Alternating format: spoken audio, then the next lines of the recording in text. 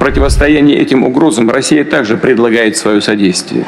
И мы заинтересованы в самом тесном сотрудничестве между правоохранительными структурами и специальными службами Российской Федерации и стран Африки. Настроены и в дальнейшем вести подготовку военнослужащих и сотрудников органов правопорядка африканских стран в российских специализированных учебных заведениях. In a rare display of cooperation, Russia on Wednesday landed the world's biggest military aircraft, two 160 Blackjack bombers in South Africa. The U.S. losing to Putin more than 1,000 U.S. military personnel getting kicked out of Niger. Russian President Vladimir Putin needs allies, and he's finding them here. Africa.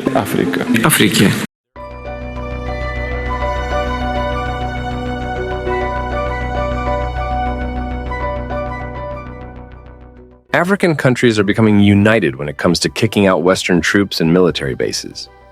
Until now, the West has used various threats to make African leaders scared enough to allow military bases in their countries. However, just recently, Russian President Vladimir Putin made a deal with African countries. It's not just about training African countries' armies so they can handle the security situation by themselves. Rather, it's about completely making African countries independent, self-sufficient, and free. As Pren had said when he was deployed to Africa after this, Russia and China will do something that will make the Western world jealous than ever before. So what's the new deal Putin has made with African countries? Let's know about that in this music video. But the first question is, why do African leaders allow Western troops and bases in Africa? African leaders frequently endorse foreign military presence in their countries in response to either perceived or genuine terrorism threats. Extremist groups, insurgencies, and regional instability pose formidable challenges to the security and stability of African nations. Faced with these threats, African governments find themselves lacking the necessary resources, capabilities, or expertise to effectively combat terrorism. However, the reason why African countries lack capabilities is because it was done intentionally to them by the Western world. Consequently, African leaders seek assistance from Western countries, which often possess more advanced military capabilities and intelligence-gathering technology. However, despite the initial portrayal of foreign military presence as collaborative efforts to combat terrorism and bolster security, it also served broader geopolitical agendas for Western countries. By establishing military bases in Africa, Western powers can assert influence in the region, safeguard strategic interests, and counter the influence of rival powers. The United States military has about 750 bases overseas, across 80 countries and colonies. That means that about 4 out of every 10 countries have US bases on them. Nonetheless, inherent in these partnerships lies the risk of exploitation.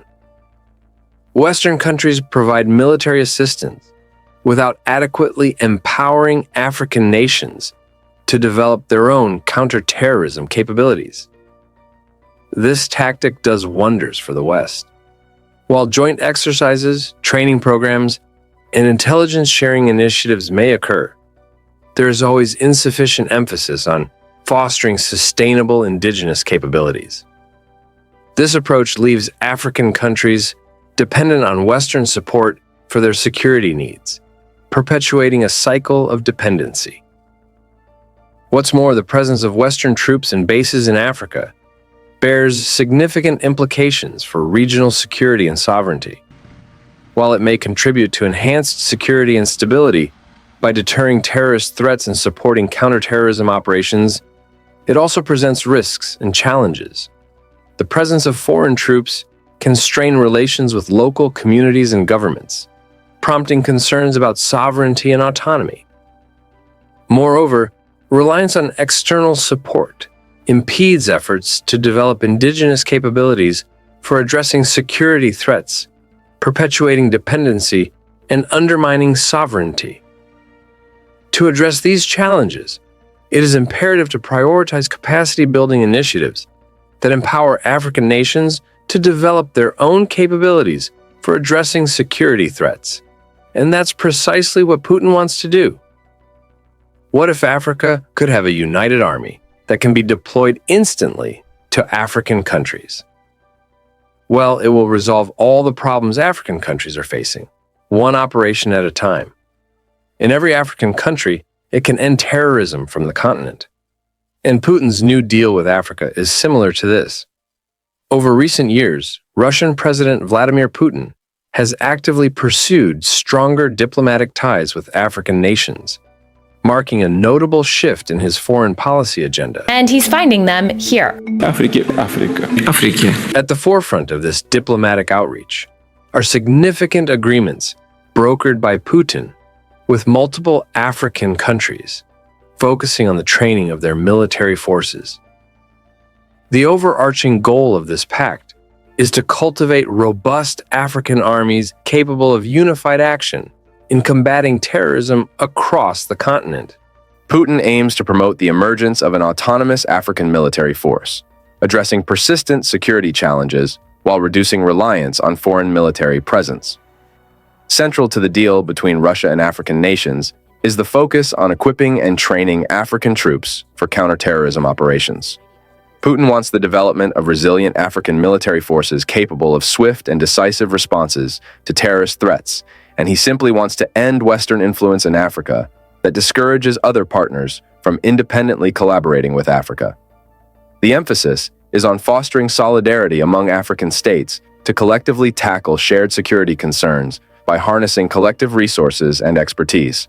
These African armies aspire to effectively combat terrorism and restore peace to regions plagued by unrest. The primary aim of Putin's agreement with Africa is to establish a self-sufficient and formidable African military entity, a groundbreaking idea that has been imagined before but never implemented. This united African army would possess the autonomy to conduct operations independently, free from external intervention. Putin's objective is to empower African nations to take charge of their security affairs, reinforcing Africa's sovereignty and reducing dependence on external military assistance. This marks a significant departure from the traditional reliance on Western powers for security support. A notable advantage of Putin's initiative lies in its potential to facilitate rapid and coordinated responses to terrorism across Africa. Instead of relying on Western troops and seeking their favor, Putin wants African countries to have their own powerful and well-equipped armies. By consolidating African armies under a unified command structure, the continent can swiftly mobilize to address security threats. This coordinated approach enhances the effectiveness of counterterrorism efforts and minimizes the risk of prolonged conflicts. Armed with a full-bodied and cohesive military force, African nations will be ready to swiftly eliminate terrorist elements and restore stability to affected regions.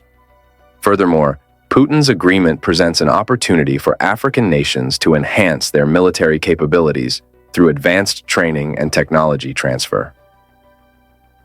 Russian expertise in military training and equipment can facilitate the modernization and professionalization of African armed forces, enhancing their ability to confront evolving security challenges effectively. Through investments in enhancing the capabilities of African troops, Putin seeks to establish a sustainable solution to the continent's security challenges. Moreover, Putin's engagement with Africa carries broader geopolitical implications. By strengthening ties with African states, Russia enhances its influence on the continent and expands its strategic presence in key regions. This initiative enables Russia to assert itself as a significant player in African security affairs, countering Western dominance in the region. Furthermore, by advocating for the establishment of an autonomous African military force, Russia positions itself as a pivotal partner in the pursuit of self-reliance and sovereignty. But does the deal only include military training? Well, unlike the West, which sells weapons only when African countries follow the West's order, Putin has decided to offer weapons and equipment unconditionally. It's the right thing to do instead of blackmailing African countries during a time when they need weapons to fight terrorism. The fact sheet from Russia's Army Games highlights a significant increase in the annual procurement of military equipment by foreign clients, including various African nations. Over time, Russia has maintained positive relations with several North African countries, particularly Algeria and Egypt. Furthermore, Russia has identified the Central African Republic and the Republic of Mali as strategic partners, solidifying their bonds through bilateral agreements on military technical cooperation. Notably, tensions have arisen within Africa between many French-speaking countries and France, contributing to a shifting geopolitical landscape where Russia seeks to counter neo-colonial influences. Russia's proactive approach involves providing military support to allied nations across Africa, Asia, and Latin America, often through the sale of advanced weaponry and military technology.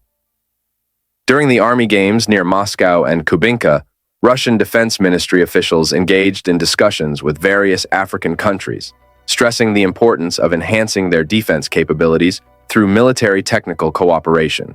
Here's a reminder to please like and share the video and subscribe to our channel to watch more videos on Black culture, history, civilization, and identity. Let's continue now.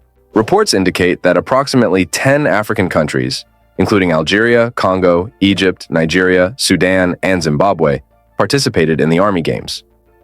Noteworthy participants included the Republic of Mali and the Central African Republic, where Russian private military firm Wagner Group deployed hundreds of military instructors. Brigadier General Mike Nicholas Sango, Zimbabwe's ambassador to the Russian Federation, highlighted the positive evolution of Russia's policy toward Zimbabwe. He emphasized the historical ties between Zimbabwe and Russia, dating back to Russia's support during Zimbabwe's struggle for independence in 1980. The Russian deputy defense minister held discussions with the Sudanese defense minister regarding security enhancement in Africa. During their meeting, both officials reaffirmed Russia's commitment to fostering cooperation with Sudan and bolstering security across the continent. Moreover, Russia has been forging closer ties with Algeria, signaling its intent to ramp up arms sales to the North African nation. Negotiations included a potential $1.1 billion deal for 50 Russian MiG-29 aircraft, with additional arms contracts worth approximately $500 million in the pipeline. Algeria, a significant oil-rich nation, constitutes 3% of Russian arms exports and is considering acquisitions ranging from fighter jets to ships and ground weapons. Despite its historical ties with the former Soviet Union, Algeria continues to procure arms from Russia, with recent contracts covering various military assets. President Vladimir Putin emphasized Russia's readiness to supply advanced weaponry globally, particularly across Africa, Asia, and Latin America, highlighting the superior quality of Russian-made products over foreign rivals. Russia boasts an extensive arsenal from small arms to combat aircraft and unmanned aerial vehicles, with many products featuring superior tactical and technical characteristics. But how has this deal been implemented so far? Well, Russia has already sent its troops to Burkina Faso, who have been tasked to train Burkina Faso's military. Therefore, perhaps Burkina Faso will be the first African country to be fully trained by Russian military officials, allowing Africa and the West to see how the same African military can do wonders if trained well. This shift towards Russian support reflects Burkina Faso's reassessment of its security partnerships, including its long-standing ties with former colonial power France. During a plenary session of the Russia-Africa Summit, Putin reiterated Russia's commitment to training military and law enforcement personnel from African nations at specialized educational institutions. He underscored the importance of addressing pressing issues like terrorism, extremist ideology, transnational crime, and piracy, expressing Russia's willingness to aid in combating these challenges and facilitating cooperation among law enforcement agencies and special services. Putin highlighted the ongoing training efforts, noting that military personnel from various African countries are currently undergoing instruction at Russia's Defense Ministry's higher educational institutions. Yes, the deal is already being implemented. While the West is busy spreading propaganda, Putin emphasized Russia's dedication to bolstering the defense capabilities of African nations through collaborative efforts in the military and military technical domains, citing agreements on military technical cooperation with more than 40 African states. Additionally, Putin acknowledged the active involvement of African representatives in military technical forums and drills hosted by Russia, where they gained valuable insights into advanced weapons systems and military equipment. He recognized the persistent instability in many African regions, attributing it to the lingering effects of colonialism. and the divisive strategies of Western powers. Therefore, the deal between Putin and Africa is to expel Western troops so African countries can independently choose their own partners. The reason why Putin is doing it so confidently is because he knows Russia is a more favorable partner for Africa than Europe or the United States. Surprisingly, South Africa has already started joint military training with Russia. However, it's facing scrutiny as it engages in military training exercises with Russia and China off the coast of Durban. Stephen Gruss, head of the African Governance and Diplomacy Program at the South African Institute of International Affairs, emphasized South Africa's assertion of sovereignty and its independent foreign policy decisions. He highlighted that South Africa's involvement signals its determination to maintain friendships without succumbing to pressure from Western or other countries. The South African National Defense Force characterized the naval exercises with Russia and China as a multinational maritime exercise. These drills aim to bolster existing relations between South Africa, Russia, and China, facilitating the exchange of operational skills and knowledge among participating personnel. What's more, Nigeria and Russia have signed a powerful military agreement aimed at enhancing bilateral cooperation. The agreement provides a framework for Moscow to supply military equipment, provide training, and facilitate technology transfer to Nigeria, marking a milestone in the relationship between the two countries. The agreement with Russia comes amidst delays in a proposed U.S. arms sale to Nigeria, reportedly due to concerns about human rights abuses by the Nigerian government. You should know that since 2014, Russia has signed no fewer than 19 military cooperation pacts with governments throughout sub-Saharan Africa. These agreements entail commitments from Russia, ranging from hardware provisions to training initiatives and collaboration in combating terrorism and piracy. In August 2018, Rwanda and Russia pledged to collaborate on peacekeeping endeavors and military training. Likewise, Burkina Faso entered a cooperation pact focusing on countering terrorism, though the agreement has yet to be enacted. Burundi, during the same period, inked a deal aimed at joint efforts in counterterrorism and troop training. Meanwhile, Cameroon confirmed military and technical cooperation with Russia in April 2015, as outlined by Cameroon's presidency. Niger and Nigeria, in August 2017, forged agreements covering military expert meetings, education, and cooperation on peacekeeping, counterterrorism, and piracy efforts. In October 2016, Rwanda arranged for the supply of weapons and military equipment, while Sierra Leone, in August 2018, secured deals for the supply of weapons, military equipment, and technical assistance. But how is the West trying to sabotage this deal? In recent years, Western media, particularly in the United States, has increasingly framed Russia's engagement in Africa as a threat to the continent's stability and security. This narrative tends to oversimplify the complexities of Russia's involvement in Africa and perpetuates misunderstandings about its true intentions. Listen to what the American media is saying. The U.S. losing to Putin, more than 1,000 U.S. military personnel getting kicked out of Niger, an essential military agreement falling apart.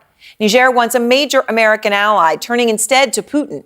Russia has been feverishly working to expand its presence, not just in Niger, but across all of Africa, mineral-rich and many, many countries, with one top U.S. military official warning that several African nations are, quote, at the tipping point of falling under Russia's influence. Out front now, John Sullivan, the former U.S. ambassador to Russia. And Ambassador, we have seen this in countries, Mali, Burkina Faso, across Africa.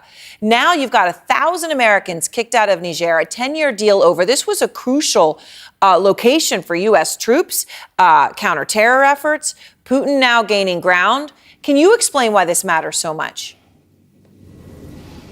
Sure. Thanks, Aaron. It's great to be with you. Yeah, this has been a longstanding problem that the Russians, through their proxy organizations like the Wagner Group, have been working to ingratiate themselves into these countries.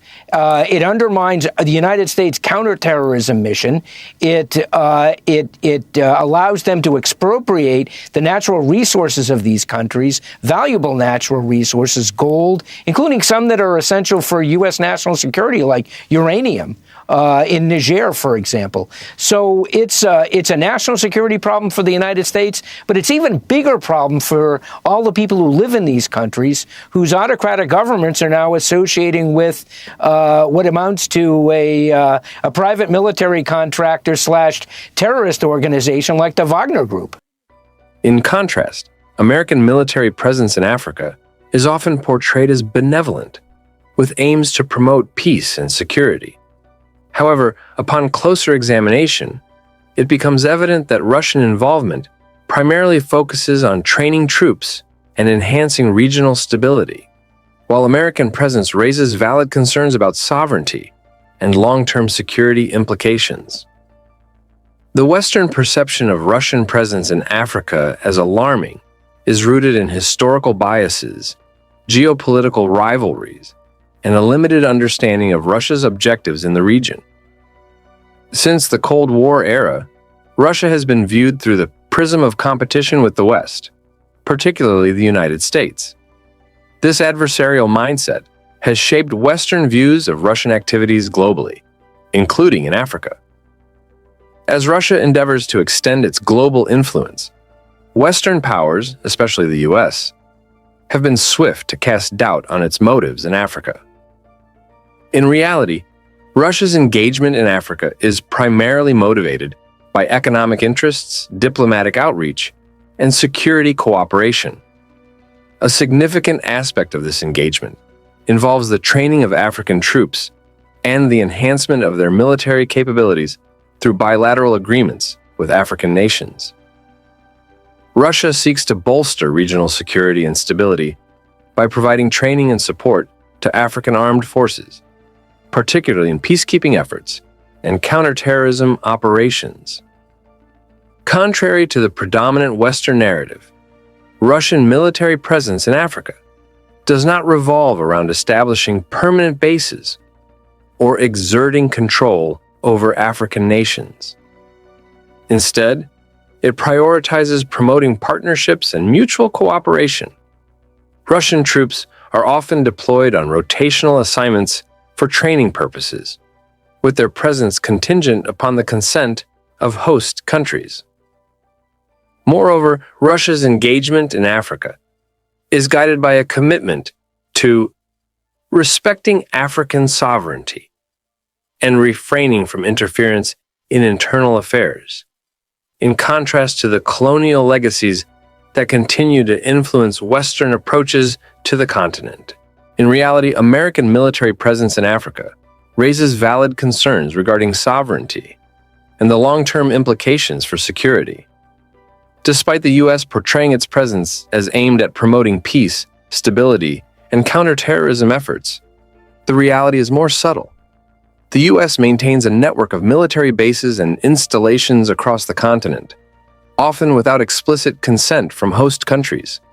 These installations serve as centers for intelligence gathering, surveillance, and drone operations, prompting inquiries about sovereignty and the potential for unilateral military actions.